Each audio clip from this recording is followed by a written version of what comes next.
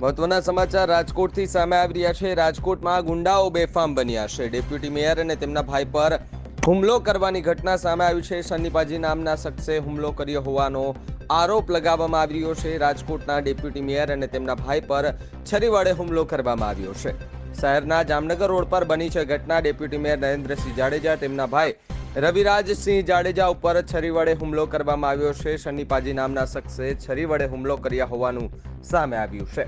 હુમલામાં ઈજાગ્રસ્ત બંને ભાઈઓને રાજકોટ પ્રાથમિક સારવાર બાદ અમદાવાદ ખસેડવામાં આવ્યા છે। રાજકોટના ડેપ્યુટી મેયર પર હુમલો કરાયાની ઘટના બની છે। રાજકોટના જામનગર રોડ પર મોડી રાત્રે આ ઘટના બની હતી। ડેપ્યુટી મેયર નરેન્દ્રસિંહ જાડેજા તેમના ભાઈ રવિરાજસિંહ જાડેજા સહિત 3 લોકો પર હુમલો કરવામાં આવ્યો છે। સન્નીપાજી નામના શખ્સે છરી વડે હુમલો કર્યા હોવાનો સામે આવ્યું છે। ત્યારે હાલ નરેન્દ્રસિંહ સહિતના લોકોને વધુ સારવાર માટે અમદાવાદ ખસેડવામાં આવ્યા છે। હુમલો કરનાર સન્નીપાજીની ગાંધીગ્રામ પોલીસે અટકાયત કરી છે। બંને વચ્ચે રેસ્ટોરન્ટના ધંધા બાબતે માથાકૂટ થઈ હોવાની ચર્ચા બાદ હુમલાની ઘટના બની છે।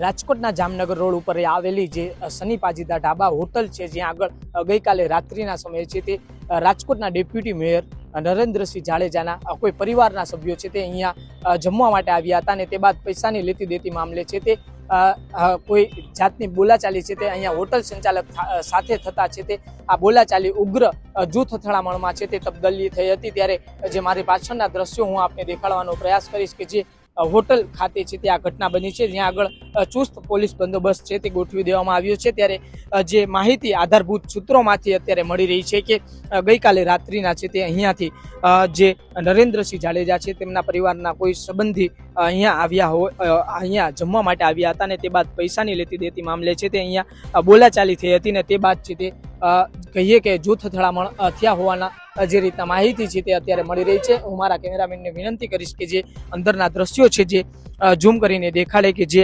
આગળ જે અંદર જેટલી પણ જે ખુરશીઓ અને ટેબલો સહિતના જે વાહનો અહીંયા છે તે પણ નીચે પડકાઈને પડ્યા છે અને ખુરશી અને ટેબલો જે છે તે પણ તૂટેલી હાલતમાં જોવા મળી રહી છે। આના ઉપરથી જ અંદાજો લગાવી શકાય છે કે કેટલા મોટા પ્રમાણમાં છે તે અહીંયા જૂથ અથડામણ થઈ છે।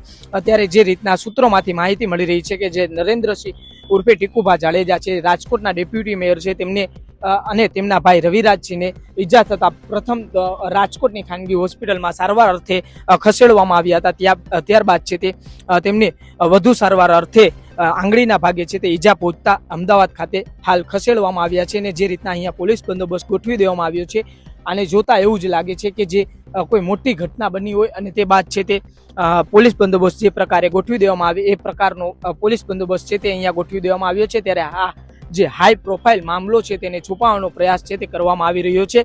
કહીએ કે જે ડેપ્યુટી મેયર અને જે હોટલ સંચાલક છે સન્નીપાજી ઉપર અગાઉ પણ છે તે અનેક ગુનાઓ નોંધાઈ ચૂક્યા છે અને સન્નીપાજી જે રીતના કહીએ કે ગુનાહિત ઇતિહાસ ધરાવતો વ્યક્તિ છે તેની સામે પણ જે રીતના કહીએ કે હજુ આજે આખી સમગ્ર ઘટના બની છે તેમાં કોઈ પણ જાતની ઓફિશિયલ ફરિયાદ છે તે કોઈ પોલીસ સ્ટેશનની અંદર નોંધવામાં નથી આવી।